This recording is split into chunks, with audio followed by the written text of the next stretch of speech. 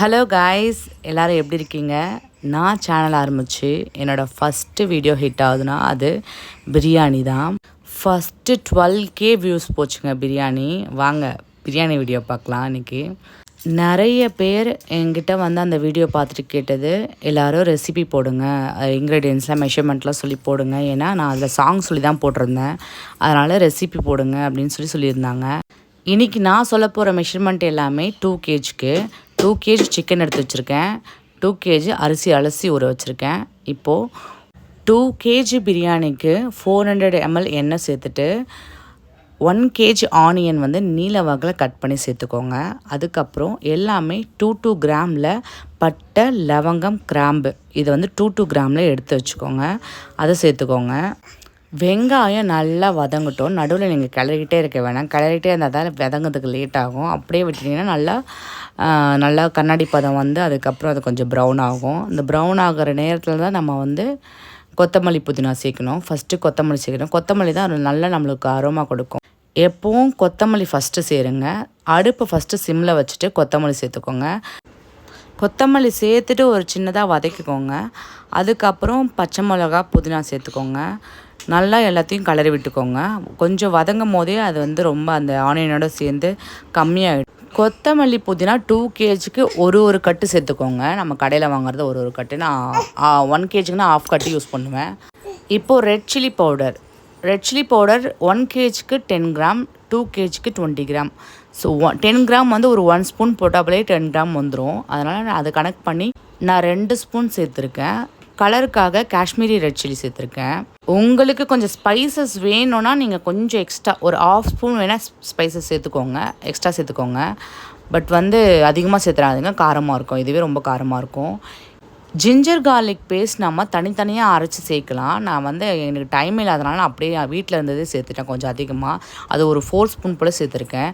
உங்களுக்கு டைம் இருந்தால் 200 கிராம் இஞ்சியும் 150 கிராம் பூண்டும் சேர்த்து அரைச்சிட்டு அது நீங்கள் சேர்த்துக்கோங்க.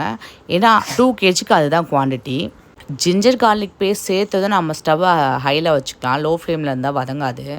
நல்லா வதக்கிட்டு அதுக்கப்புறம் நம்ம அதில் வந்து கர்ட் சேர்த்துப்போம்.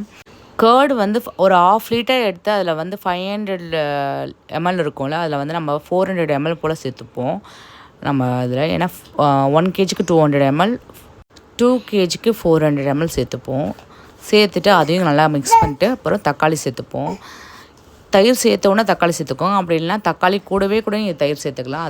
அது ஒன்றும் பெரிய ப்ராசஸ்லாம் இல்லை, தனித்தனியாக சேர்க்குற அளவுக்கு.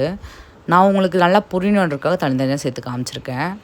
நல்லா தக்காளி வதங்கணும். தக்காளி சேர்த்ததும் கொஞ்சம் நம்ம கல்லுப்பு போல் சேர்த்துப்போம். கல்லுப்பு சேர்த்தா நல்லா தக்காளி சீக்கிரம் வதங்கிடும்னு சொல்லுவாங்க. அதனால் கல்லுப்பு சேர்த்துருக்கேன் நான். தக்காளி மட்டும் இல்லைங்க, வெங்காயமும் சீக்கிரம் பொரியணுன்னா கொஞ்சோண்டு சால்ட் சேர்த்து பாருங்கள், சீக்கிரம் பொரியும். இது ஒரு டிப்ஸு.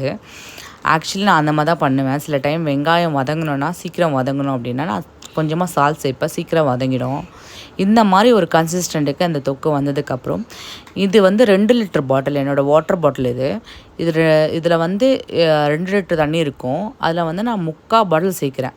3/4 பாட்டில்னால் 1500 ml, 2000 mlலேருந்து 1500 ml சேர்க்குறேன்னு வச்சுக்கோங்களேன். அவ்வளோ தண்ணி சேர்த்தா போதும். சிக்கன்லேருந்தும் தண்ணி வரும், அதனால் நம்ம தண்ணி எக்ஸ்ட்ராவாக சேர்த்துக்க வேணாம். ஏன்னா வந்து இது 1 தம் பிரியாணி கிடையாது, வடித்து போட்டு தம் போடுற பிரியாணி.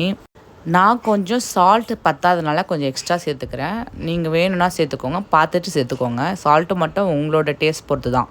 சால்ட் எப்போவுமே வந்து அந்த தொக்கில் நம்ம டேஸ்ட் பண்ணும்போது கொஞ்சம் கரிக்கணும், நாக்குக்கு கரிக்கிற மாதிரி இருக்கணும். அதுதான் வந்து அந்த தொக்குக்கான கரெக்டான சால்ட்டு. ஆக்சுவலி இதை வந்து சிக்கன் பிரியாணின்னு சொல்கிறதா இல்லை வந்து லெக் பீஸ் பிரியாணின்னு சொல்கிறதான்னு தெரில. அத்தனை லெக் பீஸ் இருந்தது இதில். 2 kgயில் கிட்டத்தட்ட ஒரு 10-12 லெக் பீஸ் இருந்தது. மிச்சம் மீதி ஏதோ 2-3 பீஸ் தான் வந்து அந்த சின்ன சின்ன பீசஸ்லாம் இருந்தது. எப்போவும் நம்ம வந்து சிக்கன் வந்து கம்மியாக சேர்க்கக்கூடாது. ஒன்று கரெக்டாக சேர்க்கணும். 2 kgனா 2 kg சேர்க்கணும், இல்லைனா 2 kgக்கு கொஞ்சம் மிஞ்சி சேர்க்கணும். அதுக்குன்னு ரொம்ப அதிகமாகவும் சேர்த்துடக்கூடாது. 2 kgனா ஒரு 2.5 kg சிக்கன் சேர்க்கலாம், அதுக்கு மேலே போகக்கூடாது. 3 kgலாம் 2 kg அரிசி சேர்த்தா சிக்கன் மட்டும் தான் அதில் இருக்கும், ரைஸே இருக்காது. தனியாக ஒரு பக்கம் கேஸில் தண்ணி போட்டு சாப்பாடு வடித்து எடுத்துக்கிட்டேன் நான். நீங்கள் அதேமாதிரி சேர்த்துக்கோங்க. அதில் ஒன்றும் சேர்க்க வேணாம், சால்ட்டு மட்டும் சேர்த்து வடித்து எடுத்துக்கோங்க. அதுலேயும் கொஞ்சம் தண்ணியில் உப்பு கரிக்கிற மாதிரி இருக்கணும், சாப்பாடில் கொஞ்சம் உப்பு விடுற மாதிரி இருக்கணும். அது தனியாக வடித்து எடுத்து வச்சுக்கோங்க. இந்த தொக்கு வந்து ஆக்சுவலி வந்து இந்த ப்ராசஸ் மட்டும் நான் சொல்லிடுறேன், டீட்டெயிலாக கேட்டுக்கோங்க. சிக்கன் போட்டு தட்டை மூடிட்டு நல்லா ஒரு 10 மினிட்ஸ்க்கு கொதிக்க விட்டுருங்க ஹை ஃப்ளேமில் வச்சு. 10 மினிட்ஸ் நல்லா போட்டதும் கொதி வந்துடும். கொதி வந்ததுக்கப்புறம் அதுக்கப்புறம் ஒரு 15 மினிட்ஸ் வந்து லோ ஃப்ளேமில் வச்சுருங்க. அதுவும் தட்டை மூடிட்டு வச்சுருங்க. அந்த 15 மினிட்ஸ் லோ ஃப்ளேமில் வச்சதுக்கப்புறம் அதை ஓப்பன் பண்ணி லைட்டாக கிளறிட்டு அதுக்கப்புறம் ஒரு 5 மினிட்ஸ் ஹை ஃப்ளேமில் வச்சு கொதிக்க வச்சோன்னா சிக்கன் நல்லா வெந்துடும். ஏன்னா தம் நம்ம 20 மினிட்ஸ் போட போகிறோம் தான், பட் ரைஸ் அதோடு சேர்த்து வேக போகிறதில்ல. அதனால் வந்து முன்னாடியே நம்ம சிக்கன் வேக வச்சிட்டா நல்லாயிருக்கும்.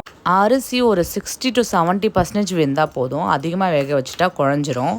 கரெக்டாக வேக வச்சு எடுத்துக்கோங்க. பார்த்து அதை எடுத்திங்கன்னா அதில் 3 கோடு மாதிரி விழுந்திருக்கும், அதை பார்த்து கரெக்டாக எடுத்து வச்சுக்கோங்க. அதிகமாக நல்லா வேக வச்சிடாதீங்க அரிசியை. இந்த மாதிரி சாப்பாடு சேர்த்து கிளறிட்டு அதுக்கப்புறம் நம்ம அதை வடிச்சோம்ல, அந்த தண்ணி கொஞ்சமாக சேர்த்துக்கோங்க.